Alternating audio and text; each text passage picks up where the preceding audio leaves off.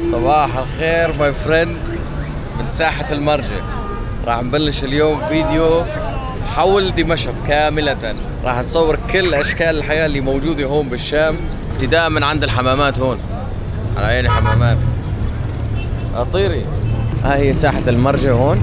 هذا نهر بردة للأسف، يعني المنظر راح أفرجيكم إياه بعد شوي، مو هلد بس إنه بيضل اسمه نهر بردة. يعني طيري وش سوي لك شي شغلة هيك حركة.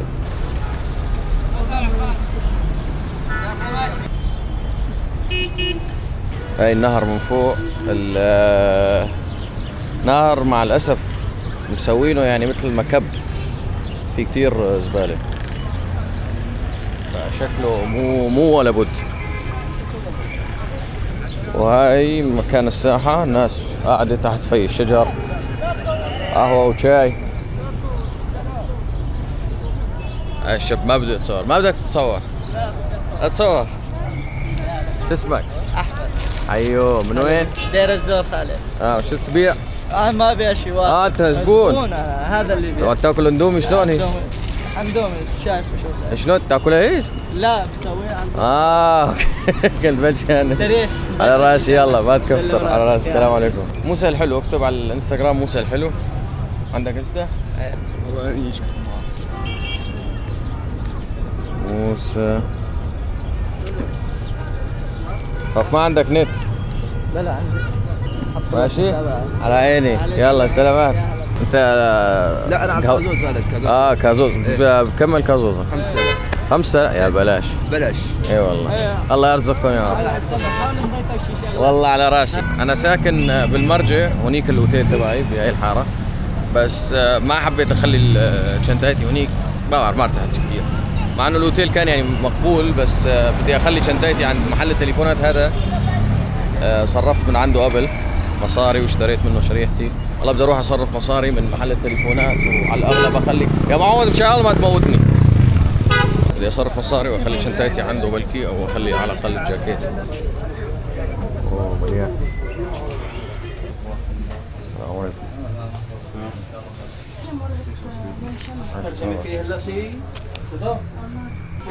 هاي ال $50، 50 يورو عفوا.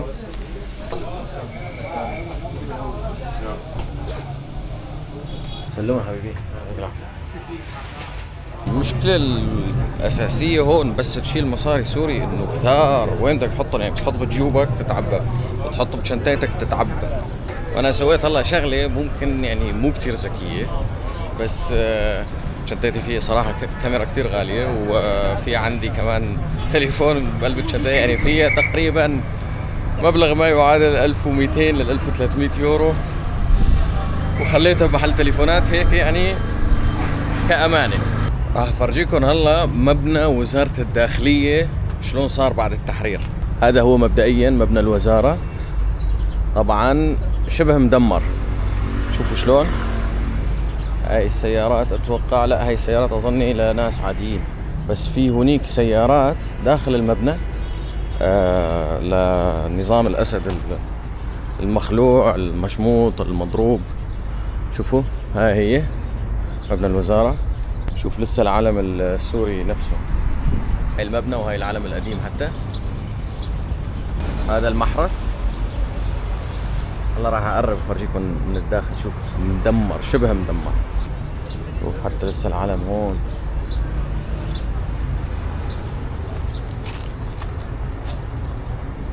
شايفين هاي السيارات كلياتها هاي اثناء التحرير شالوها وحطوها هون، كلها الجيبات والتويوتا وسيارات النظام المعروفة.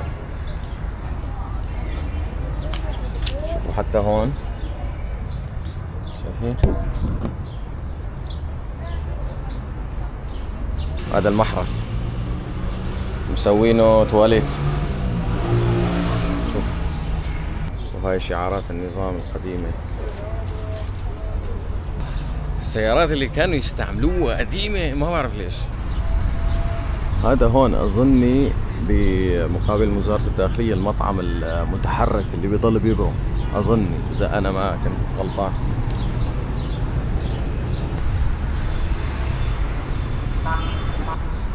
شوفوا جمالية عمارة.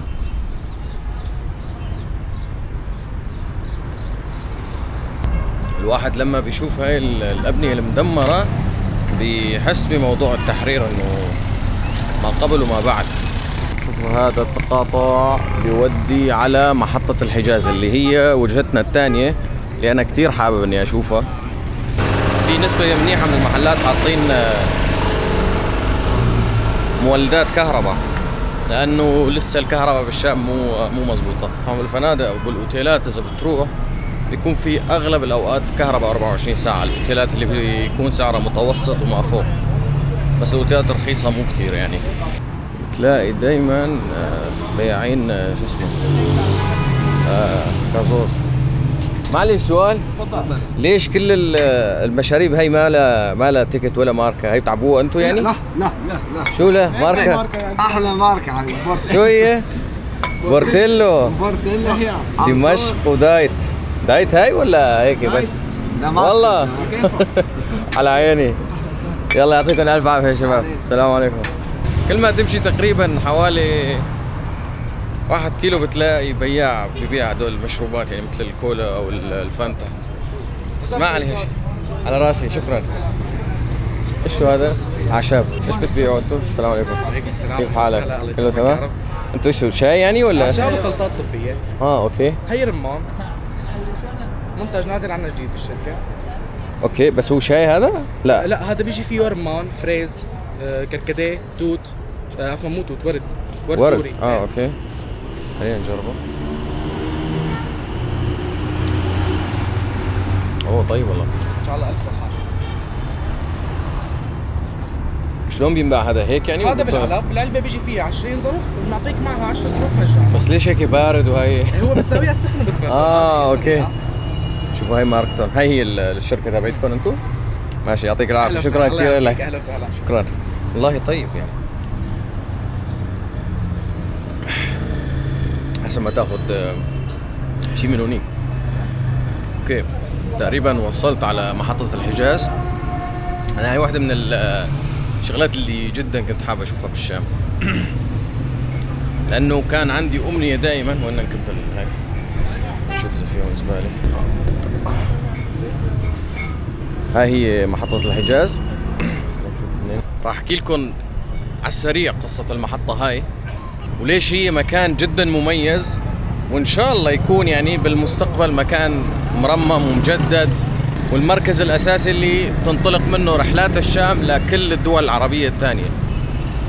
شوف العمارة ما أحلاها، يعني عمارة إسلامية بس بنفس الوقت بستايل أوروبي.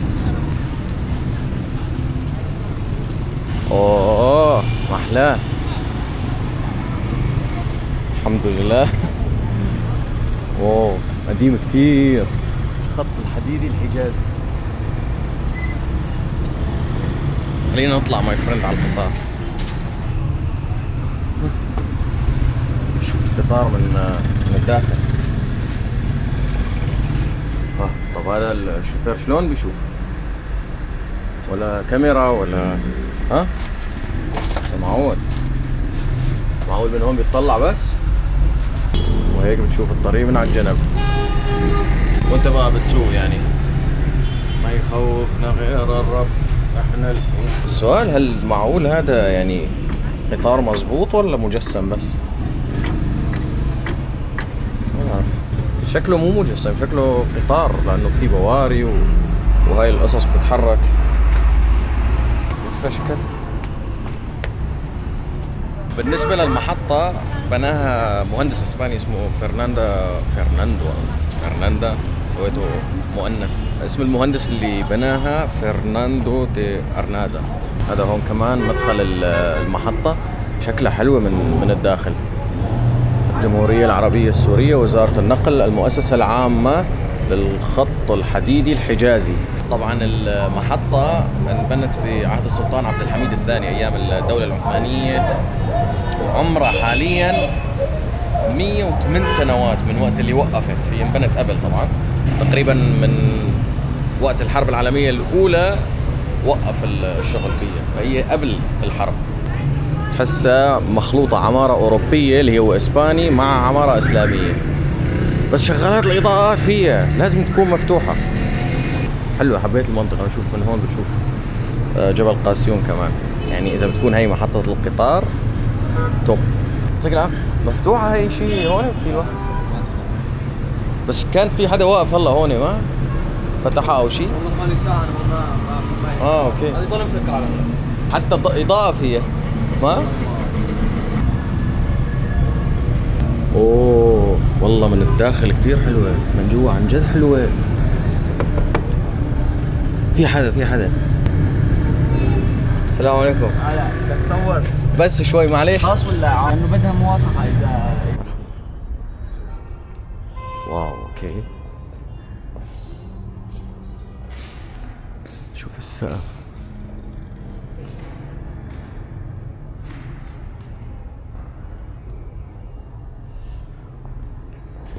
شوف الضوء اللي داخل من برا مع هاي الالوان. المديرون العامون المتعاقبون على إدارة المؤسسة، هاي الناس اللي كانت تشتغل بالإدارة. اوف، من ألمانيا كمان المدير. هذا الخط. أول مدير كان مايسنا باشا ألمانيا بال 1901، بعدين مختار بيك كمل لحد آخر حدا كان موجود المهندس محمد سعد العجمي. صور قديمة، طارات يعني حتى شكلهم مرتب ونظيف. شوف هاي شكلهم جماعتنا من عند أبو هاينز وأم هاينز، ألمان شكلهم مبينين. وهون مطرح ما بتجي بتقطع وبتكمل، أتوقع مثل النظام الألماني اللي مساوينا إنه دائما بتفوت من جهة وبتطلع من جهة تانية، اللي هي بتاخذ منها القطار وبتضلك ماشي. على البرمي هاي بيكون شو؟ بتحط التاريخ، بيكون حفر على التذكرة. فهمت عليك. يعني كل شيء لسه حلو وجديد. مقسم هاتف سعود، بيكون في موظف قديم هون بيجي اتصال فبيحولوا على المكتب المطلوب. هون كان في سكة هون كان بس مش هيول يعني. حافرينها هاي محل جوا. هون شكلها بدها شغل كتير هاي لترجع السكة من هون، او ممكن السكة تروح بهذا الاتجاه. اوكي، يعني في ناس عم تجي تشرف على الموضوع. اوكي. بلا كل يوم كل اسبوع بيجي وفد تركي كانه بدهم يشغلوا. اذا اشتغلت محطة الحجاز وعد الا اطلع من هون على السعودية، وعد. من برا حلو كله لسه محافظ على حاله، كل شيء يعني. الحجر الهي مع انه عمره 200 سنة بس ما شاء الله. وهو شلون شغالين السقف هذا هيك بهالموزايك وما موزايك. باي فريندز، المبنى على قدمه والله يستحق الزيارة. إذا فتحوا الزيارات، يعني لما تجوا على الشام، إذا كانت الزيارات مسموحة تعالوا لازم تشوفوا المحطة. أظني يعني بالأيام بس تتجدد وتترمم أكثر من هيك راح يصير يعني مكان يعني أحلى بكتير. تيجي تاخذ لك فنجان قهوة هون من كافيتيريا الحجاز، ناس لطيفة بتخليك كمان تفوت وتصور. هاي فرجيناكم محطة الحجاز من الداخل، وهيك ردت لي الروح أنا، مع إنه ما طلعت بالقطار، بس إنه كتير حلوة. يعني شوف ما شاء الله ما أحلاها. طبعا قطع الشارع، شوف شو بتقطع الشارع هيك تمشي لسيارات يمين يسار، تروح بعدين على اليسار، بعدين تروح على اليمين. لا مشان ما يدعسني.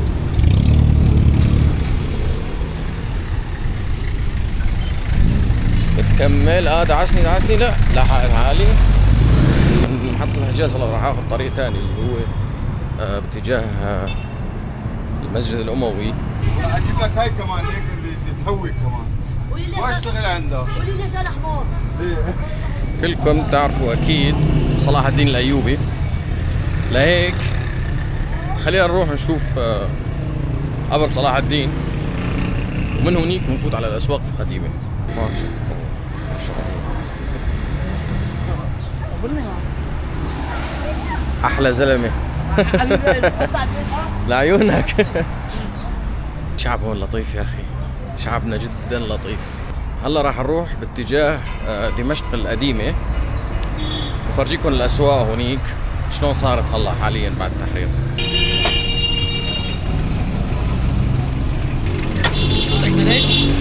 ايه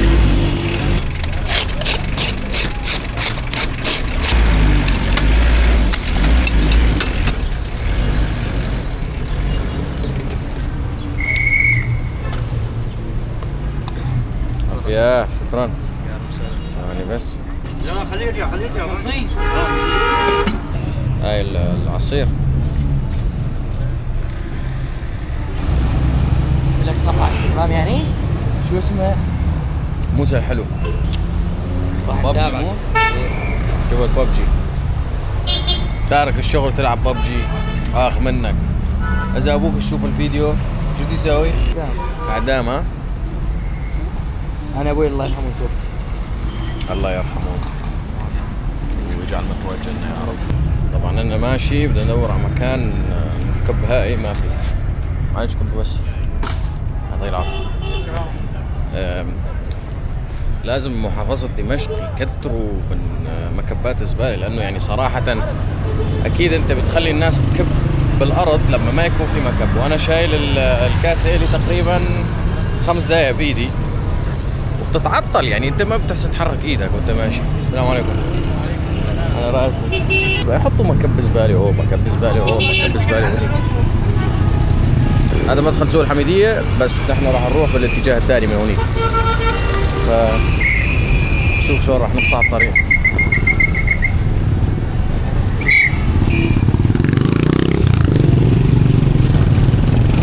العب.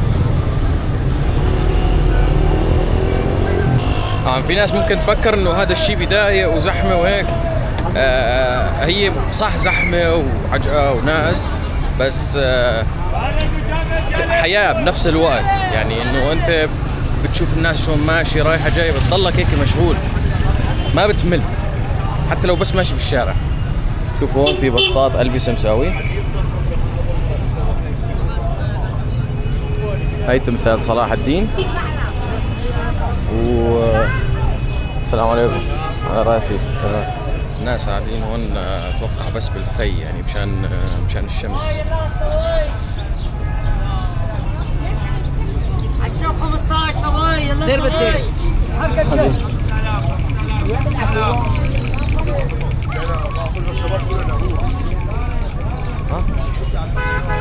نظارات ماركات.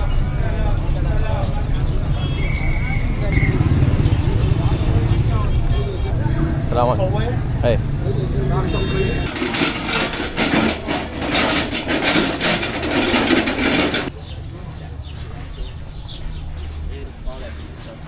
شوفوا هاي الحديقة البيئية البوتانيك جاردن بالضبط جنب قلعة دمشق. الريحة واو، ريحة حلوة كتير. نشوف في أشجار بقلب الحديقة. هونيك كأنه كمان في كافيتيريا. نسوي مرمى هون. هاي شجر رمان، وهاي كأنه خوخ أو عقابية صح. يا عيني جزيرة الأشجار المثمرة. شوف المشمش. أنا للأمانة بالأيام هيك بحلم يكون عندي مزرعة مثل هاي هيك، يكون فيها هاي الطرقات وعشب أخضر وشجر موز مثل هاد. واو، يكون عندك هيك مسبح صغير تعيش حياتك بتنبسط.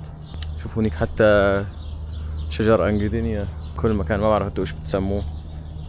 أنا بحب هدول هيك، هاي الأنواع من الشجر كمان كتير حلوة، بحسه هيك شوي استوائي. هاي نخل. الاسم المحلي الزعبوب. الزعبوب ايش؟ اوكي. شوف الصبار، الصباريات والعصاريات. وهون ياسمين الدمشقي، هذا هو اللي مسوي الريحة كلياتها. ياسمين دمشق المعروف طبعا. شوف شجر الياسمين، يعني ما أحلى الواحد يجي على الشام وما يشوف شجرة ياسمين ولو وحدة أو يشم ريحتها. شوف هذا كله ياسمين. وهذيك هي قلعة دمشق. شوف المنظر من هون فعليا خيال، قريب كتير لقصر الحمراء، نفس الديزاين، خضار وقلعة. واتوقع بالايام السابقة كان احلى بكتير، لان كانت القلعة لسه شغالة وكان في اهتمام كتير، مريح للنفس ومريح للاعصاب ومريح حتى للعين. وهاي الكافيتيريا اللي هنيك مطرح ما الناس قاعدين، يعني في الواحد يجي ياخد شاي قهوة. راح نكمل اتجاه ضريح صلاح الدين.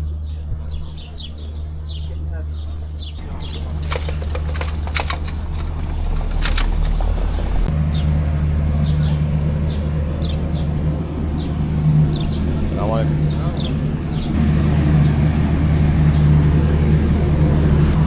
على نسبة العالم عم بيقول يا الله عالجارنك. أنا عارف، أنا آسف، بس مفرجيكم إنه موجود. تعالوا على الشاب وكلوا جارنك.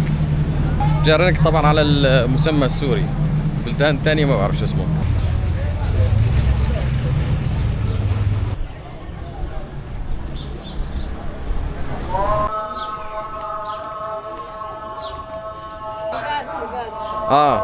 وين اللباس هذا؟ المكتب باخذ من المكتب. ما لازم افوت بالشورت، لازم البس. بس التنورة لانه لابس شورت، انا ممنوع افوت بالشورت. فمفكريني اجنبي، كلنا عم بيقولوا ليكو هذا الشاب شلون لابس.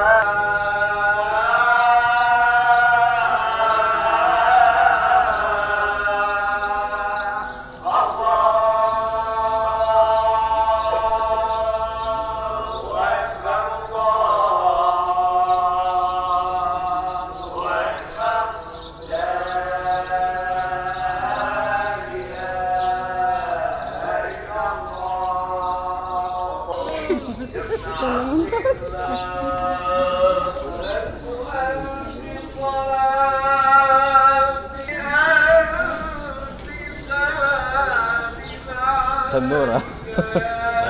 ليش ما لبسته من هذا اللي ما بعرف، عادي اتس اوكي.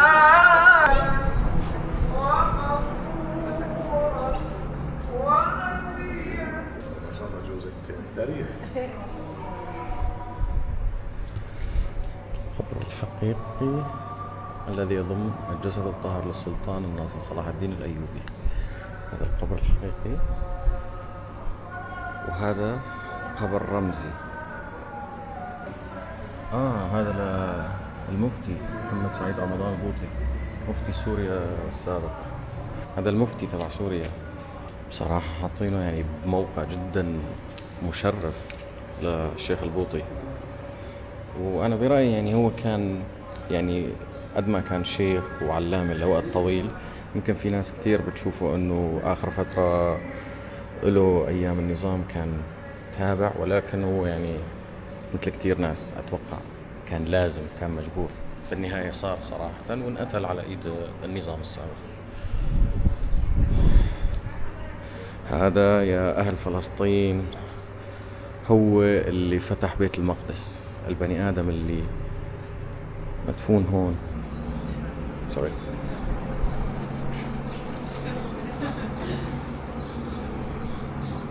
هاي الحديقة الخارجية بالضريح في الأنكادينيا. هون في قبور عليها أعلام تركية، هلا راح نشوف مين هدول. أول شهداء طيارين أتراك في مؤاب. أوكي أتوقع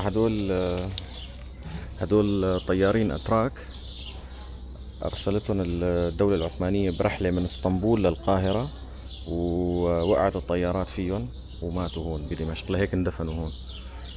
كمان صراحة مكرمينهم جدا. وهذاك هو خط الرحلة من اسطنبول لأضنة، بيروت، بعدين لقونيا، ما بعرف. وقعت الطيارة بيافا، مو بسوريا. يعطيك الف عافيه، شكرا. تطلع بالكاميرا عادي ولا لا؟ ايه هاي الشبهوني طبعا ساعدني، يعطيه الف عافيه. من الامن العام اي حدا من الامن العام بتشوفه بتساله هو اول شخص بيساعدك للامانه، والله من دون ولا مجامله ولا شيء. يعطيك الف عافيه. شو اسمك كريم؟ شكرا، يعطيك الف عافيه يا اخي ابو علي. السلام عليكم. السلام. والله من دون فلتره، من دون اي شيء، بس فعليا هو شافني الزلمه برا، فجيت انا بدي اصور وفورا قال لي تعال انا بدخلك، ودخلني هون على الضريح اللي هو جاي بجانب المسجد الاموي. هاي الباب الخلفي للجامع، وهي اظني مناره الجامع بالضبط. المكان هذا كتير حلو، هي اعمده رومانيه. بدي افوت على الجامع الاموي بالتنوره.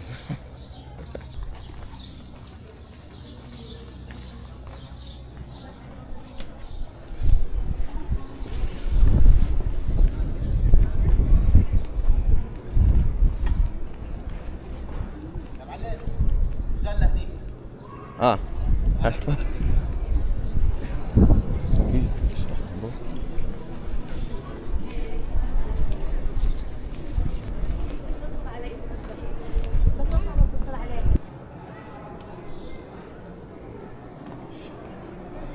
اجمل وقت ممكن تفوت فيه على الجامع الاموي هو ما قبل الصلاه لحتى تحضر الاذان. مجرد ما دخلت حرم الجامع وسمعت الاذان، شعور روحاني ما ممكن اي حدا يطالع لك اياه بالكاميرا. يعني من اهم المهام اللي لازم اسويها انا بهذا الفيديو اني اقدر اوصل لكم الشعور او هيك الشيء اللي بتحسه هون. شوف السقف،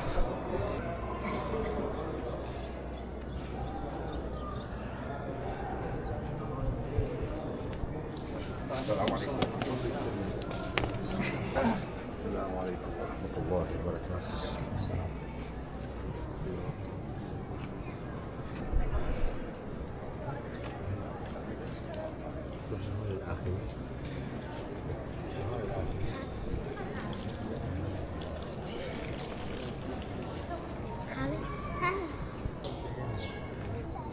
بلشت طبعا اتناسى اني لابس تنورة وماشي.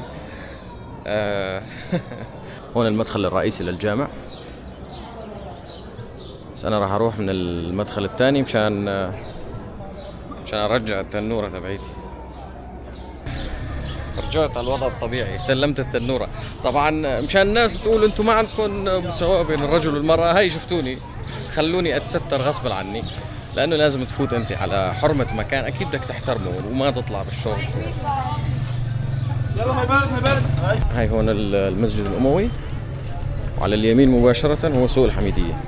طبعا في ناس بدها تسأل حالها انه انا ليش ما حكيت كثير عن المسجد الاموي. صراحة ما راح احكي لكم شغلات لها علاقة بالتاريخ، لانه لازم تجي وتعيش التجربة بنفسك، تشوف كمية الروحانية الموجودة بداخل المسجد الاموي.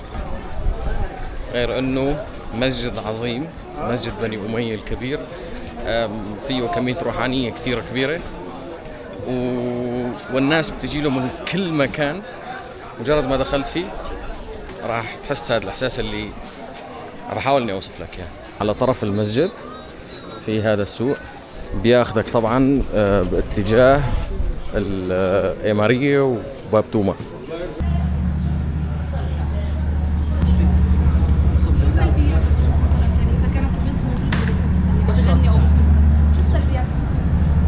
مقابلة. هاي مقهى النوفرة معروف، بس طبعا ما راح نفوت عليه، راح نروح على غير مكان. تخيلوا معي هذا المنظر. هاي الشوارع طبعا كانت قبل الإسلام، قبل فتح دمشق، كلها شوارع رومانية. تخيل معي هون كلها هيك أحصنة وفرسان وإنارات، يعني مدينة رومانية حلوة. شوف شلون البيوت.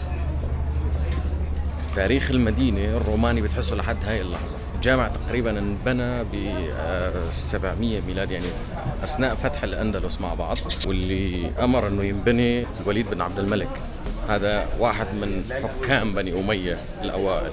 وتخيل أنه من هذاك الوقت لحد هاي اللحظة يعتبر رابع أهم حرم. هلا هون نترك التاريخ شوي، بنروح على ثقافة البلد. شوفوا هاي صوف، نقوش عربية شكلها كتير. السلام عليكم. السلام ورحمة الله. هذا مثل كأنه سجاد أو مد فارسي عربي. أفرجيكم المحلات اللي بتسوي هاي القطع الفنية شلون شكلها، سجاد وبسط قديم، يعني حتى القارة مو معروفة، ما بتحسن تقراها، بس شوف المحل شكله ما شاء الله، يعني هيك انتيكا حلو. السلام عليكم، كيف الحال؟ هذا فارسي ولا دمشقي ولا؟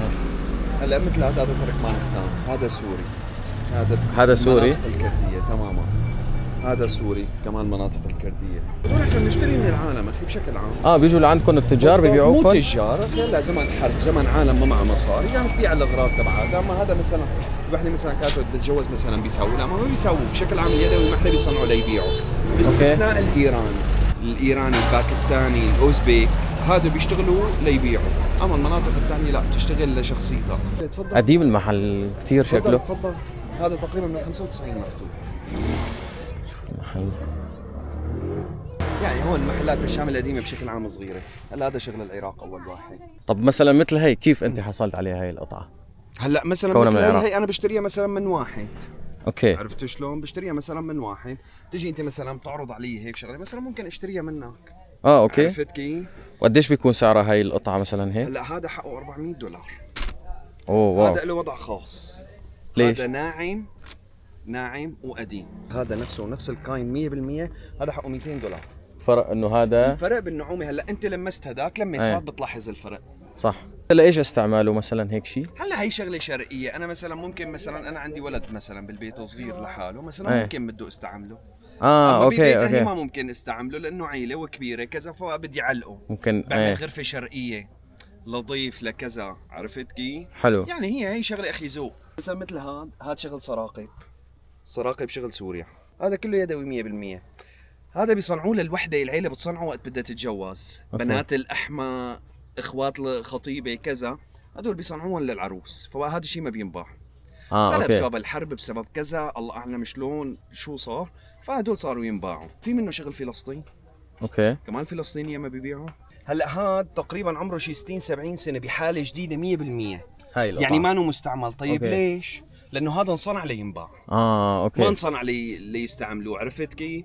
هذا ما انصنع لينباع، هذا انصنع ليستخدم، مبين عليه انه مستخدم. عرفت كيف؟ يعني بتلاقي في اغلاط، في تصليح، في كذا. نادرا ما تلاقي القطع هدول فيهم اغلاط، فيهم تصليح. الا هلا عندك هذا روسي. الروسي كمان الروسي ما بيبيع. يعني انا بعاني من شغله، انه بقول له للزبون هذا عمره 50 سنه، بيقول لي لا ما عمره 50 سنه. اخي والله عمره 50 سنه. انا أوكي. مثلا هي القطعه صار عندي هون بالمحل من قبل الحرب شاريه. اوكي. عرفت شلون؟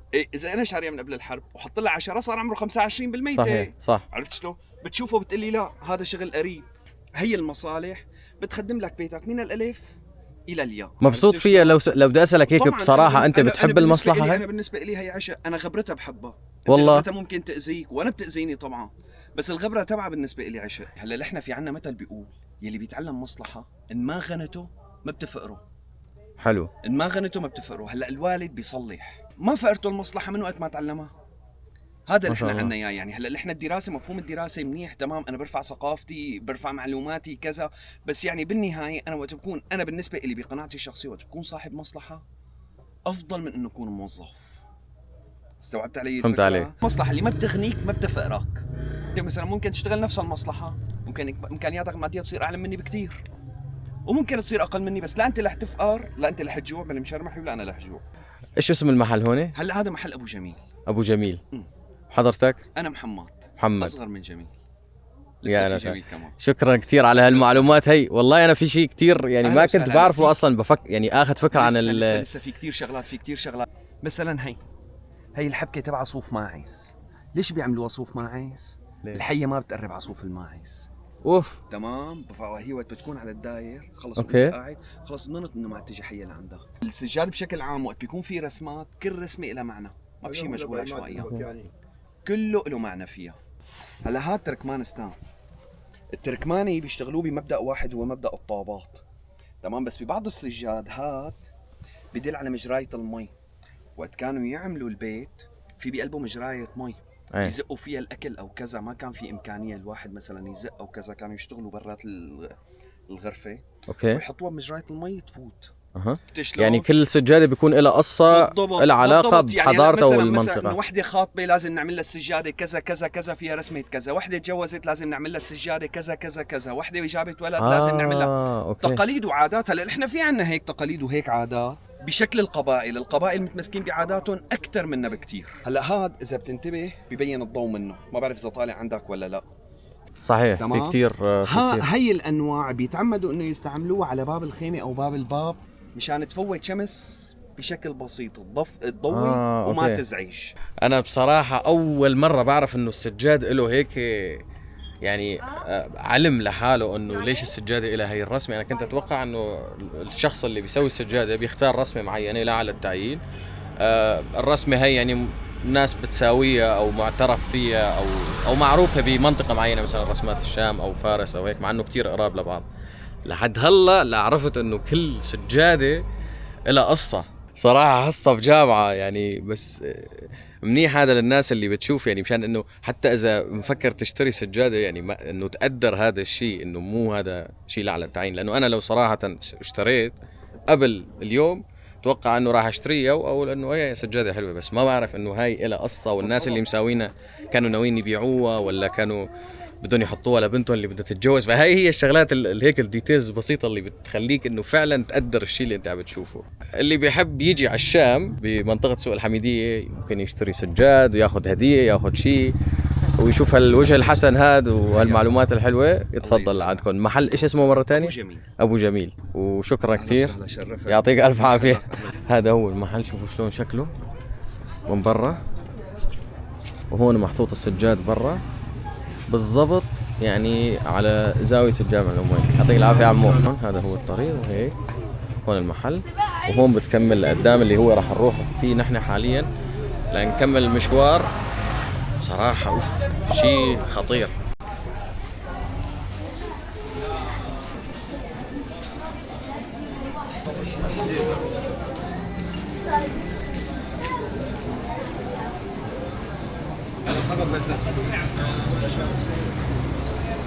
في صوت مولدات الكهرباء صراحة شوي هيك عالي ببعض الأحيان، بس على الله انه يتغير الوضع لقدام بس تبلش تجي الكهرباء. شوفوا جمال هاي البيوت القديمة، بيوت الشام في منطقة الإمارية.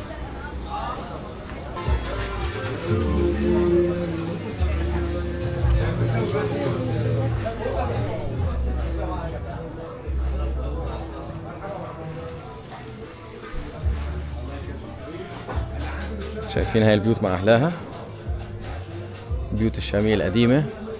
شوفوا شلون الغرف طالعة لبرا وانت بتمشي هيك فعليا، طالعة من هون طالعة من هون طالعة من هونيك. شوفوا شلون هاي الغرفة مع أحلاها. واو واو. أنا قبل يمكن ماشي مرة واحدة بهاي المناطق هيك بحارات الشام القديمة. المنظر خيال يعني، الروح اللي موجودة هون هيك بتلبس لك قلبك صراحة. الشجر اللي طالع من البيوت، تخيل معي داخل هاي البيوت شلون أغلبية الناس شافت البيوت الشامية قبل وبتعرف شلون هي من الداخل. فتخيل معي إنه كل هاي البيوت في بداخلها بحرة وزرع وخضار وبلكي مي. شوفوا يعني هاي هي البيوت الحقيقية، هون ساكنين الناس، مو باب الحارة. باب الحارة هو يعني عبارة عن تجسيد للواقع اللي هو هاد الواقع الحقيقي. شوف الجمال، الجمال هيك بالتفاصيل، الجمال بالشغلات البسيطة. شو اسمك؟ يلا هاي إلك يا عيني. ها شو اسمك انت؟ أمير. أنا وأمير. أيوة. شوف 1 2 يلا مع السلامة، باي باي. هاي آخر واحدة، يلا روح. 1 2 سلام يا أمير. هل ممكن تلاقي هيك شيء ببلد تاني؟ ما أتوقع. السلام عليكم. هذا محل الكرواسون المشهور بمنطقة الإمارية. خلينا نجرب من عنده واحدة نشوف إذا عن جد هو يستاهل ولا لا. اعطيني واحدة جبنة. قديش حقها؟ 7 دولار.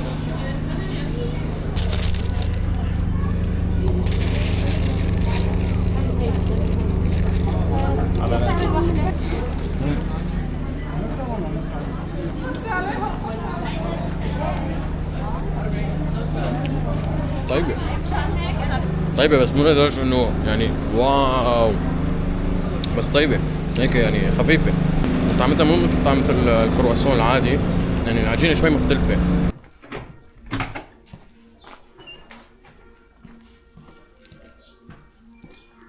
هاي هي الحارات الشامية المسكونة، الحارات المضبوطة يعني. أنا وصلت لهون بشكلي فتت غلط ولا في باب ولا مسجد اللين. اوكي. ايه يعني وصلت لمرحلة انه فكرت حالي انه ضعت خلاص، انه راح اوصل على مكان مسكر. بس شكلها هاي الزوابيق هي اللي بتاخذ فيها الطرقات المختصرة، لانه دلني واحد عليها قال لي ما بدها تروح هيك طريق بعيد، خذ هذا الطريق المختصر وشوف شلون بوب شارع المستقيم اللي بيودي لوين؟ لباب شرقي.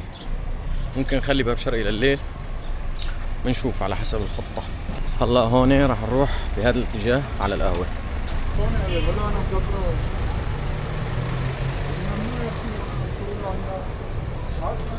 محلى المناطق هاي، السيارة هاي ما أحلاها كمان. لو سمحت يا مزوق عدم إيقاف سيارتك أمام المنازل والمحلات. هاي لو بغير بلد كانوا شالوا لي إياه وكبوه بزبالة. شوف هون حتى هيك مخالف وعم يتعاملوا معه بأسلوب حلو. أهل سوريا فعلا هيك مزوقين حتى بالعصبية.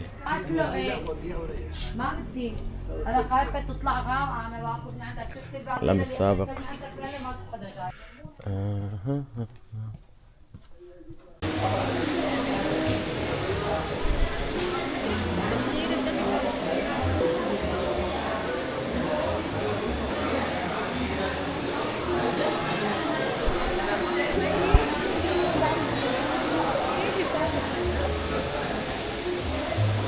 ايش السرعة هاي ما شاء الله.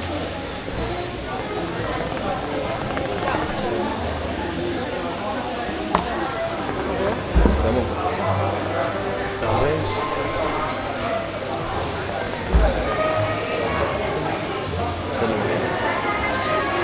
يصير توت شامي اصلي.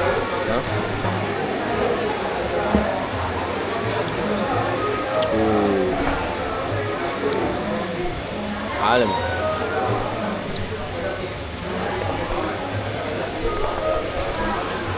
عالمي فعليا. انا لو في مكان هيك دائما اروح له والله لداوم عنده هيك بهاي الاجواء هاي. نيال اللي ساكن بهاي المناطق، نيال اللي ساكن بالشام، بس تيجي وتاخذ ارجيله هون وتاخذ لك مشروب تستمتع متعة مو طبيعية. العصير، الاجواء، ارجيله، البحر. نيجي نسوي لك ديكورات حتى يمكن بيطلع فوق اتوقع. هيك ونكون عشنا تجربة واحدة من القهاوي الشامية الرائعة. راح تطلع من القهوة لبرا على هاي الحارة.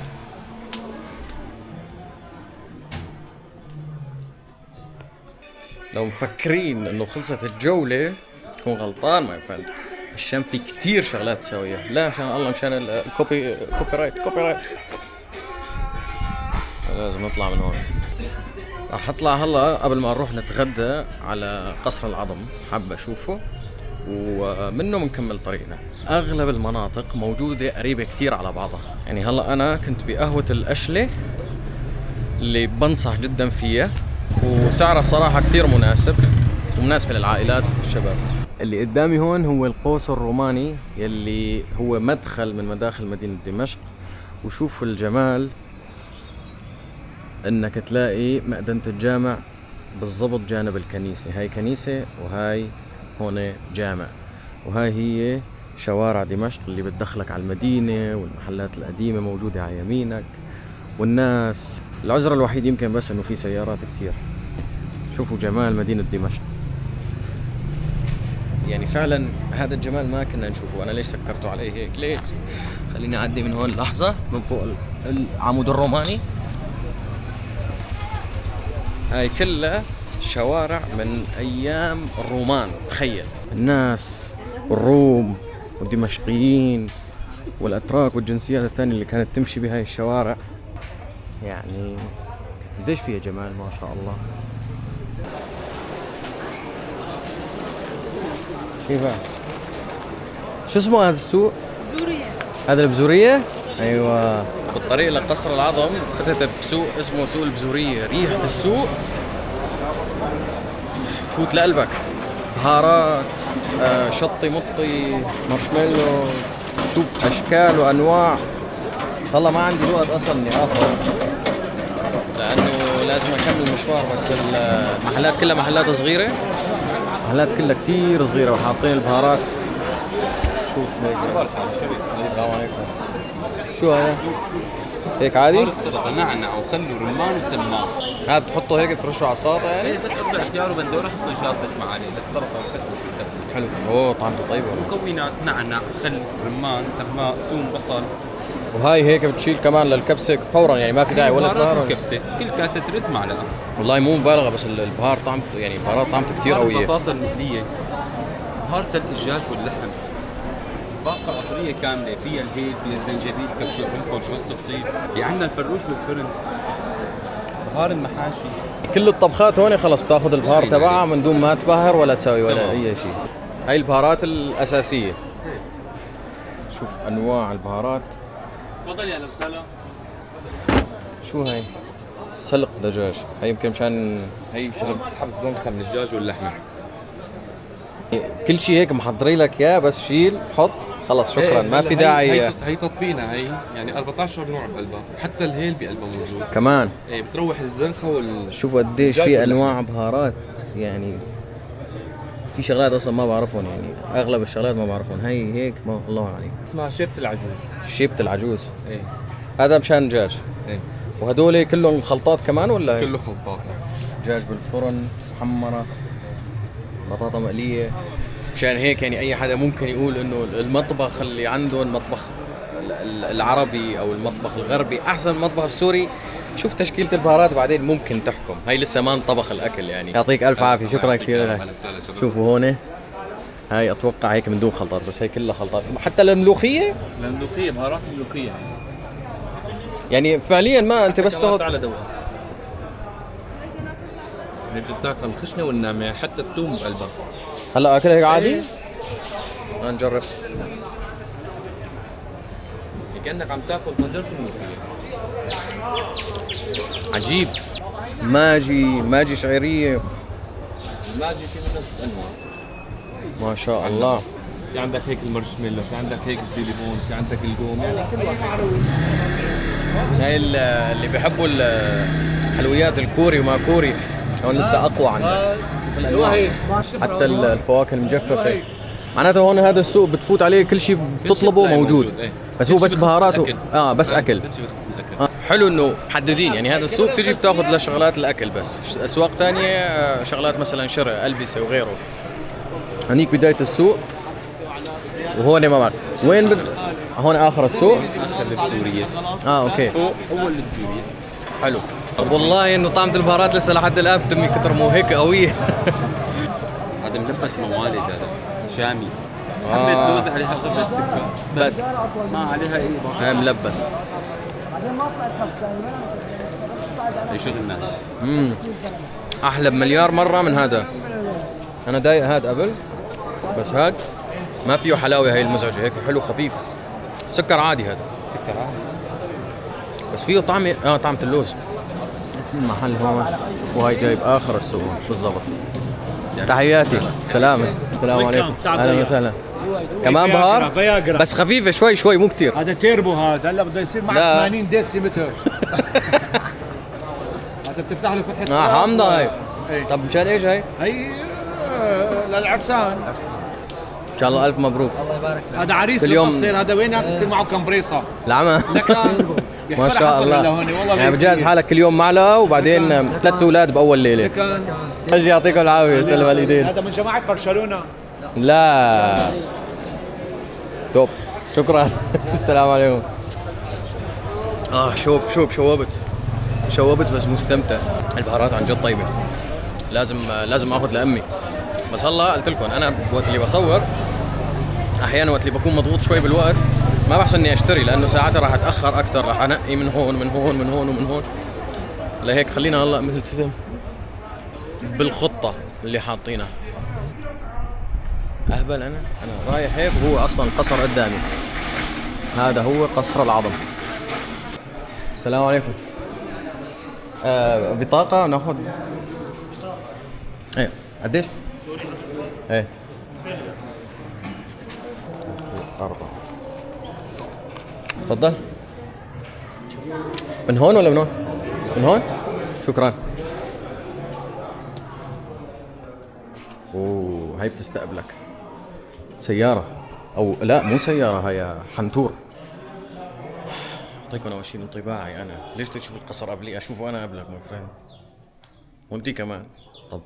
طب شوفوا ما شاء الله ما شاء الله على هيك مكان. واو. اوه بس لحتى تعرفوا قصور الأندلس من وين كلها مستوحاة بالضبط، مثل اللي موجودة بإسبانيا، بغرناطة، بقرطبة. كأنه هون في شيء الاستقبال. هون كانوا يستقبلوا الضيوف. عفوا. آلات موسيقية هون. عود كمان، عود. هي بزق. الموسيقى والآلات الموسيقية صوت الروح. القصر هو عندك ممنوع التصوير بس ساعدتك تصور. شكرا يعطيك ألف عافية. وهي استقبال الضيوف. هلا دخلنا لقاعة الضيافة. طبعا هي قاعة الضيافة وقسم الحرملك. قصر العظم قسم ل3 أقسام: خدم لك، حرم لك، سلم لك. قسم الحرملك المعروف هذا هو قاعة النساء. طبعا الباني قصر العظم هو أسعد باشا العظم ولد دمشق. عام 1950 سواه فلكلور دمشقي بامتياز. طبعا كل قاعة لها تميزات خاصة بالفلكلور الدمشقي. عندك هون قاعة الاستقبال، قاعة الموسيقى مثل ما شرفت حضرتك، في عندك قاعة العروس وقاعة الحموات. طبعا قاعة الحموات إلى مكانة خاصة، كنا الحماي والكناين عم يلعبوا عدد البرجيس. والقاعة الكبرى هي قاعة الشرف اللي كمان بتشوفها. قاعة نفخ البلور، قاعة الأحذية، قاعة النسيج، قاعة الأزياء، وقاعة النحاسيات. وهو سوى القصر هذا عبارة عن انه للناس اللي بتجي من برا ليفرجيهم طبعا نحن مين بدمشق. طبعا برافو. حلو. هذا الإيوان الموجود اللي شايفه أنت. هون كمان قاعدة يعني الإيوان الصيفي وهنيك الإيوان الشتوي، إيوانين. طبعا هي الصناديق الفلكلور الدمشقي القديم. كله هذا طبعا شغل يدوي. طبعا شوف النحتة. ايوه. لوين هذا الفيديو؟ يوتيوب. شكل حارات الإمارية القديمة. قدم شوي هون. ماي فريندز، أنا حاببكم إنه تعيشوا التجربة أكثر ما إني أحكي كتير. هاي من الأشياء اللي ناوي إني أطبقها بالفيديوهات الجاية، إني أحاول إنك تخليك أنت تعيش التجربة، أنت تحس حالك أنت ماشي. فعيشوا التجربة هلا واستمتعوا بهاي الحارات القديمة. ما بعرف شلون بيفوتوا السيارات هون، شكل غريب. شوف إذا راح يعدي. عدى. ضربت البرايك. الحارات مع انه كتير قديمة، السيارات بيفوتوا لداخل الحارات. ما بعرف شلون مسموح اصلا هذا الشيء، بس يعني قدر يعدي. شايفين؟ في شوية اضاءة هون بالحارات. شايفين اشكال البيوت هون سبيل. شوف الميتورات هاي وين اصلا عاد موجود هاي القصص، ما بعرف.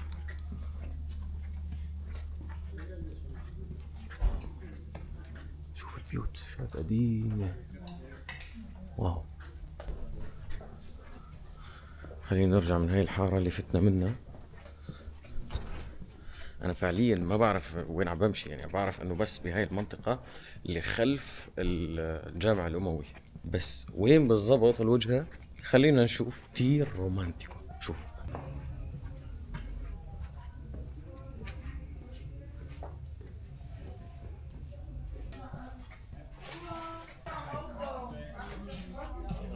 والعالم لسه سهرانين والساعة حاليا 12 بالليل.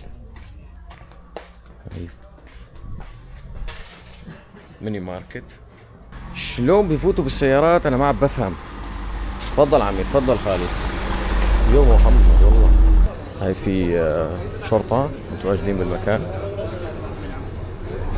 حتى فيك تاخذ قهوة. كوبي رايت شامي. بس دقيقة اطلع فوق العالم. هاي ايش حلاق.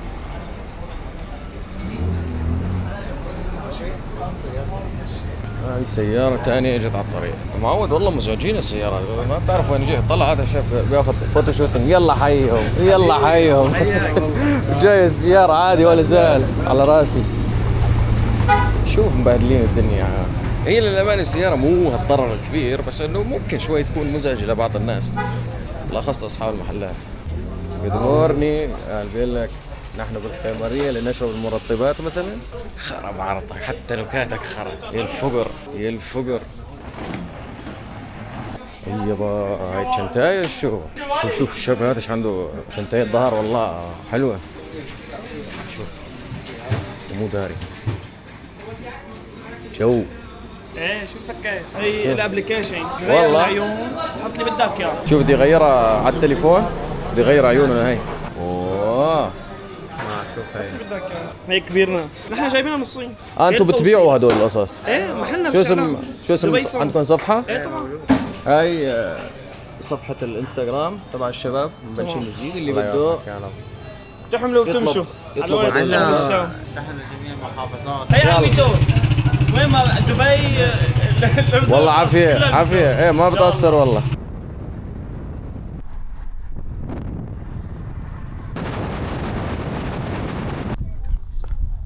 مرحبا عزيزي، شلونك؟ السلام عليكم. وعليكم السلام. هلا وعيوني. هيك الزلمة الزينة. كبينا القهوة.